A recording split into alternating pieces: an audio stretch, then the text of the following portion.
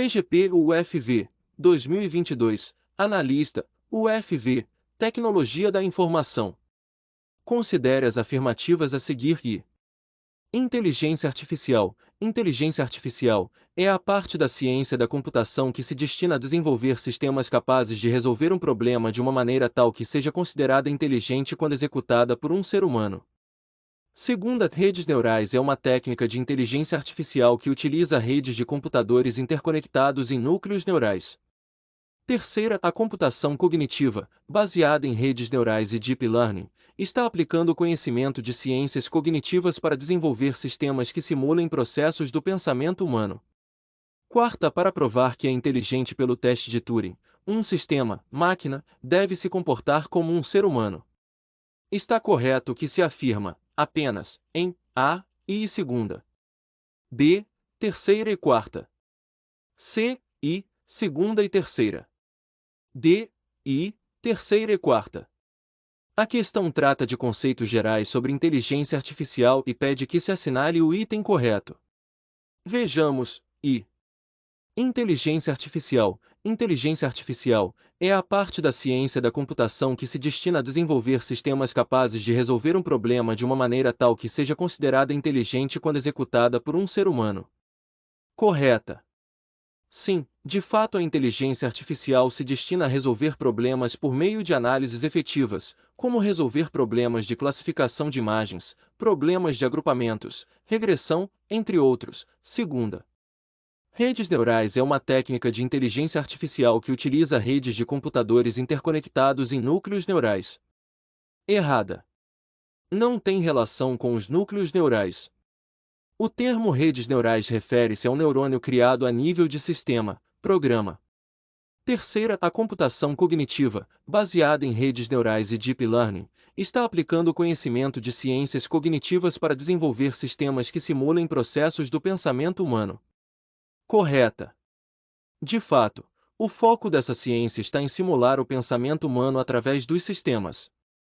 Quarta, para provar que é inteligente pelo teste de Turing, um sistema, máquina, deve se comportar como um ser humano. Correta. Sim, esse teste é destinado a avaliar a capacidade da máquina pensar. Veja abaixo uma descrição disso. O teste de Turing funciona da seguinte forma: um interrogador, humano, fará perguntas a duas entidades ocultas, uma delas é um humano e outra é um computador. A comunicação entre o interrogador e as entidades é feita de modo indireto, pelo teclado, por exemplo. O interrogador tentará, através do diálogo realizado entre ele e as entidades, decidir qual dos dois é o humano. O computador será programado para se passar por humano, e o humano responderá de forma a confirmar a sua condição. Se no final do teste o interrogador não conseguir distinguir quem é o humano, então conclui-se que o computador pode pensar, segundo o teste de Turing. Portanto, teremos I, terceira e quarta corretas. Gabarito, letra D. FCC, 2022, Analista Judiciário, TRT 4ª Região, Apoio Especializado Tecnologia da Informação. Uma analista verificou que os tensores PY-Tor são variáveis indexadas, arrays, multidimensionais usadas como base para operações avançadas. Ela deseja mudar o tipo de tensor inicialmente usado como padrão. Para tanto deverá usar A. Tors. Get_tensor_default_type.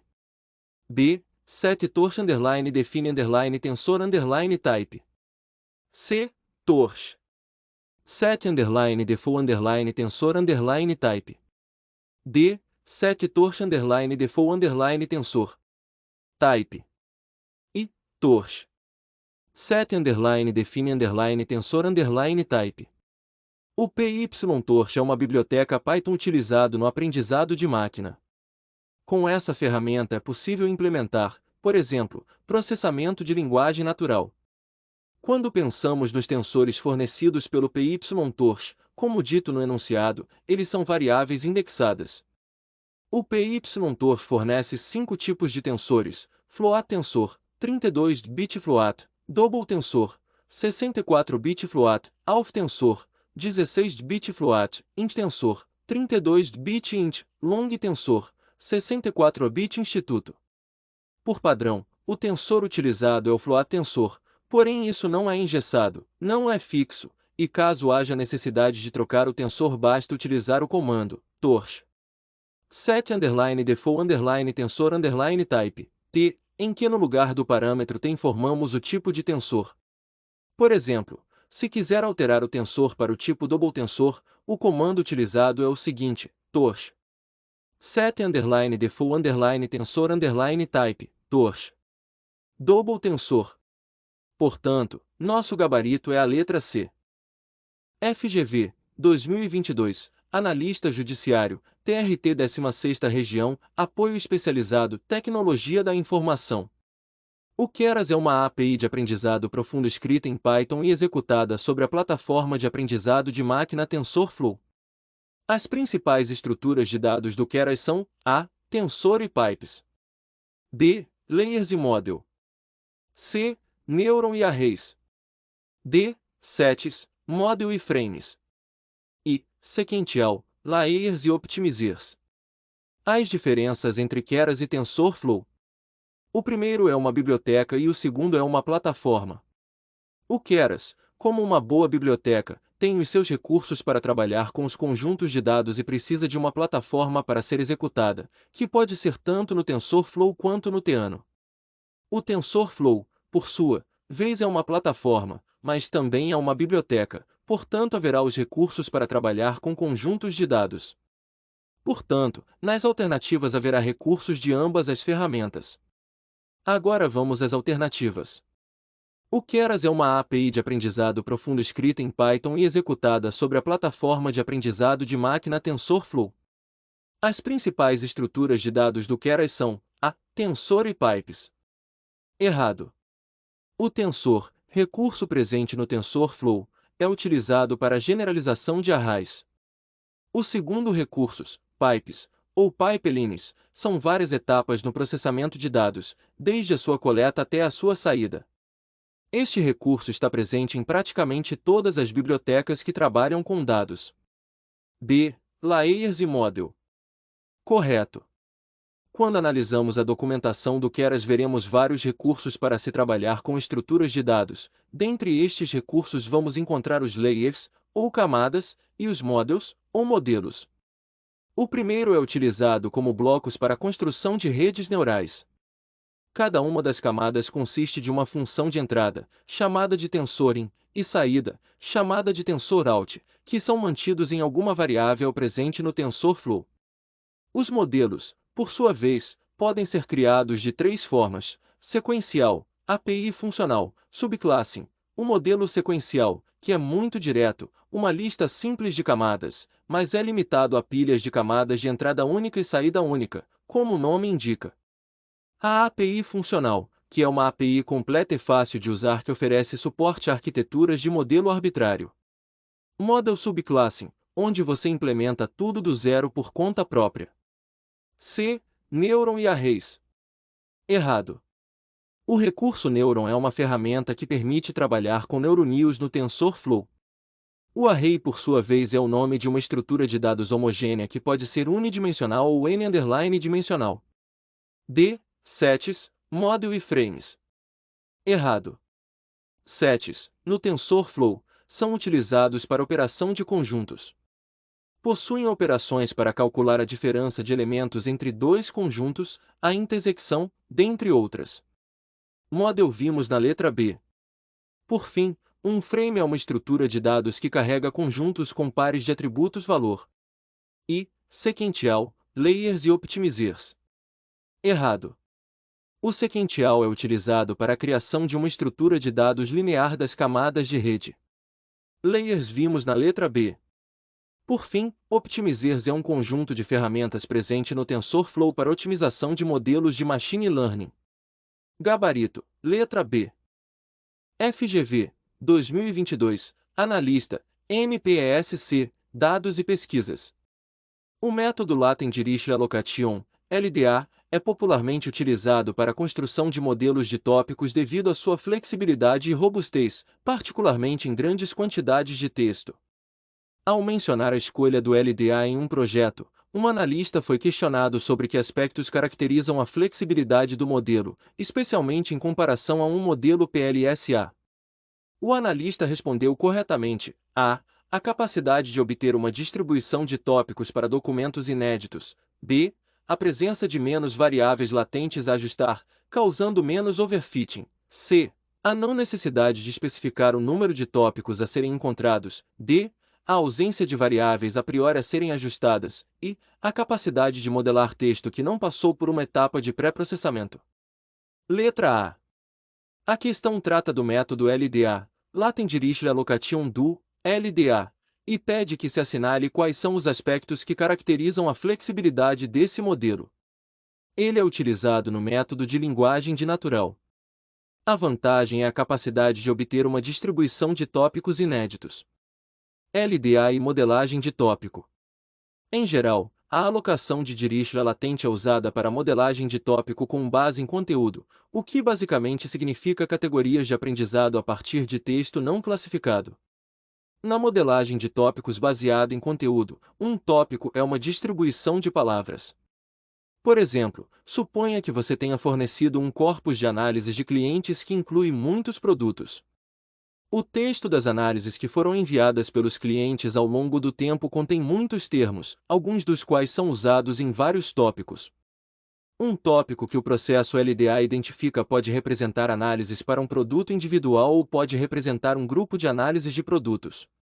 Para a LDA, o tópico em si é apenas uma distribuição de probabilidade ao longo do tempo para um conjunto de palavras. O algoritmo Latent Dirichlet Allocation do LDA do Amazon SageMaker é um algoritmo de aprendizagem não supervisionada que tenta descrever um conjunto de observações como uma combinação de categorias distintas. É mais comumente usado para descobrir um número de tópicos especificado pelo usuário, compartilhado por documentos dentro de um corpus de textos. No LDA, cada documento pode ser visto como uma mistura de vários tópicos, onde cada documento é considerado como tendo um conjunto de tópicos atribuídos a ele via LDA. Isso é idêntico à análise probabilística de semântica latente, PLSA, com a diferença que no LDA a distribuição de tópicos é assumida como tendo uma distribuição de Dirichlet para probabilidade a priori. As probabilidades a priori esparsas da distribuição de Dirichlet guardam a intuição de que os documentos tratam de um pequeno conjunto de tópicos e que esses tópicos usam apenas um pequeno conjunto de palavras com frequência. Na prática, isso resulta em uma melhor desambiguação de palavras e uma atribuição de documentos a tópicos mais precisa. Por fim, vejamos os erros dos demais itens. B. A presença de menos variáveis latentes a ajustar, causando menos overfitting, errada.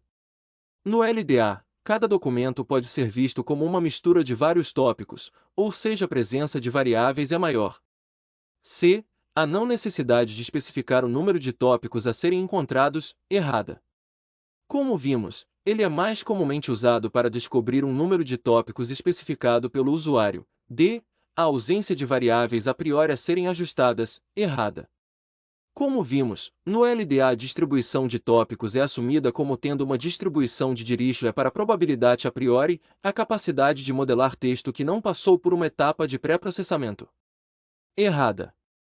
LDA não tem essa capacidade. Gabarito, letra A. Marinha, 2022, quadro técnico do Corpo Auxiliar da Marinha Informática.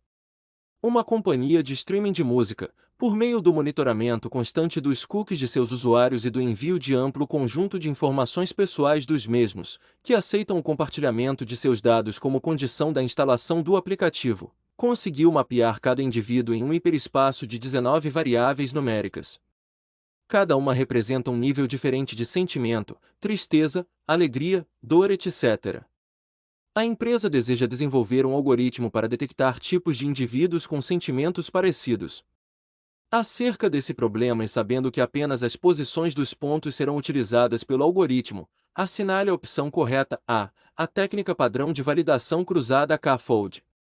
B, o algoritmo padrão de análise de agrupamentos KNN, testando diversos valores de K, pode ser aplicado nesse caso. C, o algoritmo padrão de K-means, testando diversos valores de K, pode ser aplicado neste caso. D, a técnica padrão de Transfer Learning, aprendizado por transferência, pode ser usada neste caso. E a técnica padrão de Reinforcement Learning, aprendizado por reforço, pode ser usada neste caso. A questão trata do algoritmo que pode atender à situação problema da questão, em que temos informações pessoais dos usuários em um hiperespaço de 19 variáveis numéricas, cada uma delas representando um nível diferente de sentimento, tristeza, alegria, dor, etc. A ideia é montar um código para detectar os tipos de indivíduos com sentimentos parecidos. O meio de atender essa questão é utilizar o CMENS. Ele é o mais adequado, pois vamos considerar apenas as posições. Nesse sentido, vamos conseguir aglutinar cada uma das variáveis, montando clusters. Para entender o funcionamento desse algoritmo, imagine que vamos separar um conjunto de pontos em um gráfico em dois clusters, conjuntos. Considerando o algoritmo Cummings, o K nesse caso será igual à quantidade de conjuntos que queremos dividir. O centroides é o ponto mais central dos grupos que serão criados e ajudará a encontrar a similaridade dos dados. Uma das formas de começar o algoritmo a iniciar processo é inserir o K-pontos, centroides, aleatórios iniciais. Isso pode acontecer em qualquer lugar do plano, para que em seguida o algoritmo comece as iterações e encontre os resultados. Em determinada iteração existe um ponto de equilíbrio onde existe mais mudança de pontos entre o gráfico e o centroide, fazendo com que o algoritmo para execução enxergue resultado esperado criando dois grupos. Quando um novo é incluído no gráfico, esse ponto já terá um grupo que atende àquela área e o algoritmo já saberá como tratar o dado novo. Exemplo de execução do algoritmo Cummings. Veja o exemplo da figura acima, dois clusters, vermelho e azul, são criados que incluem vários pontos. Se um novo ponto for inserido do lado direito, provavelmente será incluído pelo cluster azul. Portanto, vimos que o Cummings é adequado, pois o nosso problema é de separação em grupos, semelhante à classificação, porém fazendo associações em grupos. Poderia gerar dúvida com relação ao KNN, mas ele é um problema de classificação. O K-fold é para predição. Já os aprendizados estão fora porque são considerados apenas os pontos. Não vamos colocar nenhum peso, nenhum otimizador no modelo. Gabarito, letra C. IADES, 2022, professor, 1DF, Análise de dados em saúde. As redes neurais convolucionais são bastante utilizadas em problemas de visão computacional, em particular na radiologia. Tais redes são projetadas para aprender de forma automática e adaptativa hierarquias espaciais de features de imagens por meio de várias operações divididas em camadas. A seguir, a descrição de uma dessas camadas usualmente utilizadas. A função primária dessa camada é reduzir progressivamente o tamanho espacial do volume de dados de entrada. A redução é feita por meio do mapeamento de seções de tamanho 2 multiplicação 2 ou 3 multiplicação 3 do mapa de features para o valor máximo ou médio dessas seções. Uma das vantagens dessa operação é computacional, uma vez que, ao se reduzir a resolução da imagem para um quarto ou para um nono da quantidade de pixels da camada anterior, diminui o número de pesos e de cálculos para treinar a rede. Assinale a alternativa que corresponde ao nome da camada descrita. A. Camada de convolução. B. Camada de ativação. C. Camada totalmente conectada. D. Camada de pooling. E. Camada de normalização de lote. A camada da rede convolucional que visa diminuir a complexidade e reduzir progressivamente o tamanho espacial do volume de dados de entrada é a camada de pooling. Vejamos abaixo. Pooling. Uma camada de pooling serve para simplificar a informação da camada anterior. Assim como na convolução, é escolhida uma unidade de área, por exemplo 2x2, para transitar por toda a saída da camada anterior. A unidade é responsável por resumir a informação daquela área em um único valor. Se a saída da camada anterior for 24x24, a saída do pooling será 12x12. Além disso, é preciso escolher como será feita a sumarização. O método mais utilizado é o mass-pooling, no qual apenas o maior número da unidade é passado para a saída. Essa sumarização de dados serve para diminuir a quantidade de pesos a serem aprendidos e também para evitar overfitting. Gabarito, letra D. IADES, 2022, professor, 1DF, Matemática, Ciência de Dados. Após o treinamento de um modelo de machine learning, é necessário que as respectivas métricas finais sejam geradas e reportadas no canal de interesse. Entretanto, é necessária a atenção do pesquisador para o uso dos dados corretos a serem empregados para avaliar o desempenho final do modelo. Qual nome é atribuído ao conjunto de dados que deve ser utilizado para gerar as métricas finais de um modelo de machine learning? A. Informação. B. Avaliação. C. Treinamento. D. Teste. E. Validação cruzada. O conjunto de dados de teste que é usado para avaliar o desempenho final do modelo e verificar se ele é capaz de generalizar bem para novos dados que não foram usados durante o treinamento. É importante que esse conjunto de dados não seja usado durante o treinamento do modelo para evitar overfitting, ajuste excessivo aos dados de treinamento, e garantir uma avaliação justa do desempenho do modelo. Veja abaixo uma descrição disso. O que são dados de teste? São os dados que serão apresentados ao modelo após a sua criação, simulando previsões reais que o modelo realizará, permitindo assim que o desempenho real seja verificado. Estes dados costumam representar cerca de 30% da totalidade dos dados. Gabarito, letra D. IADES, 2022, professor, 1DF, Matemática, Ciência de Dados. Existe uma aplicação de redes neurais que é usada para a compressão de imagens. A imagem de entrada é propagada através das camadas da rede, que diminuem suas dimensões até a taxa de compressão desejada, gerando o código comprimido. Em seguida, a rede expande o código novamente para as dimensões originais, reconstruindo a imagem de entrada. Afirma-se que essa aplicação se encaixa no contexto de aprendizado não supervisionado. Seu método de compressão e de recuperação de imagem é do tipo com perdas, necessita de uma grande quantidade de amostras de treinamento, e ainda não é utilizado em larga escala. Qual o nome que se dá a esse tipo de rede neural? A. VGG. B. Autoencoder. C. AlexNet. D. Poolin. I. LeNet. A questão trata da aplicação autoencoder. É essa aplicação que é utilizada para a compressão de imagens e tem perdas, necessitando de uma grande quantidade de amostras de treinamento, já que seu processo tem a etapa de redução e expansão.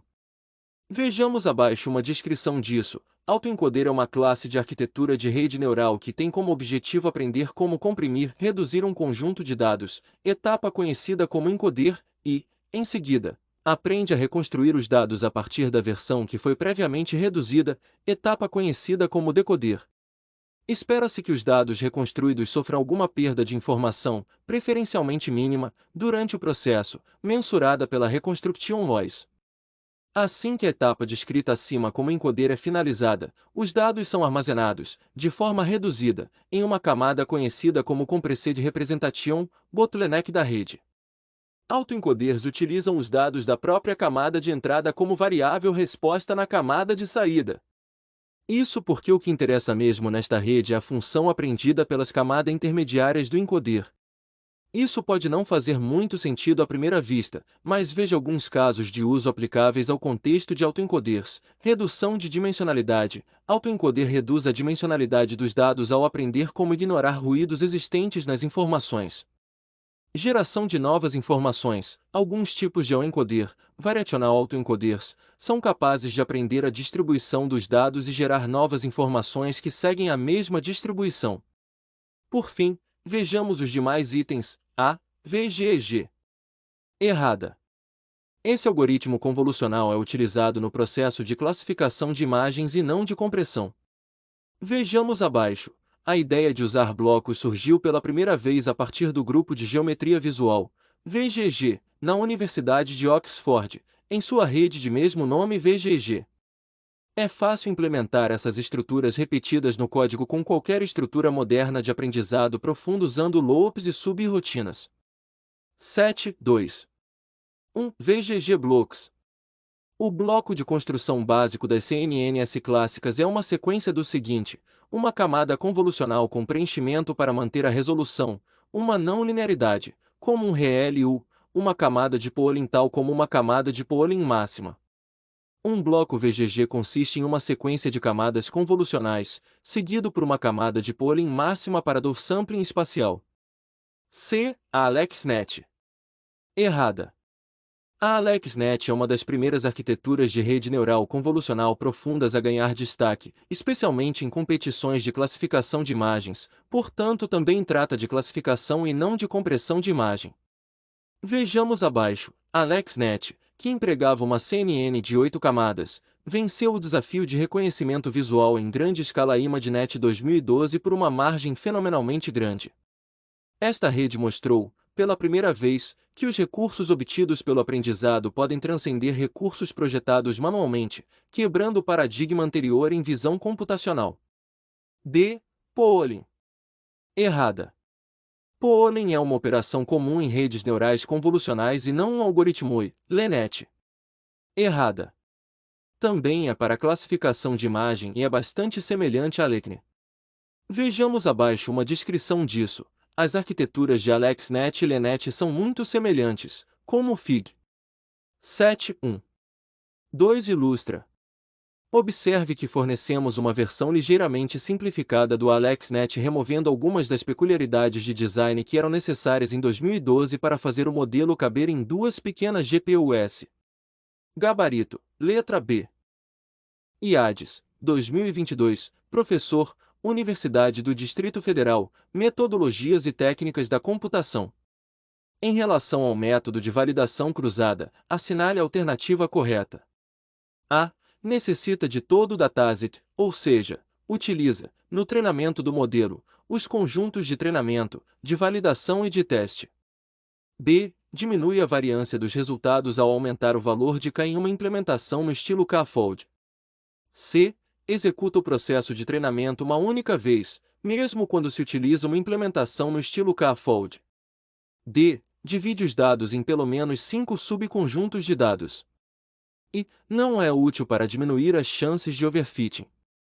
Vamos verificar o conceito validação cruzada. Ela é uma técnica para avaliar modelos de mililitro por meio de treinamento de vários modelos de mililitro em subconjuntos de dados de entrada disponíveis e avaliação deles no subconjunto complementar dos dados.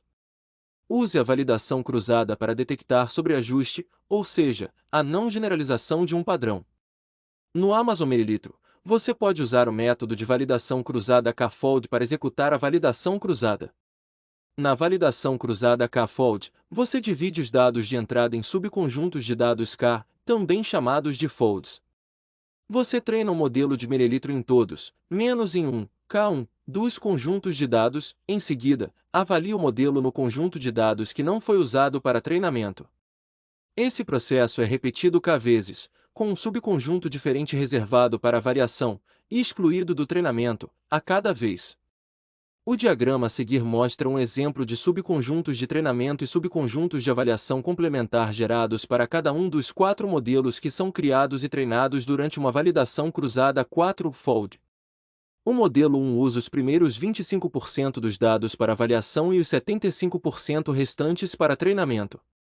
O modelo 2 usa o segundo subconjunto de 25%, 25 a 50%, para variação, e os 3 subconjuntos restantes de dados para treinamento e assim por diante. Agora que conhecemos o método, vamos analisar os itens. A. Errada.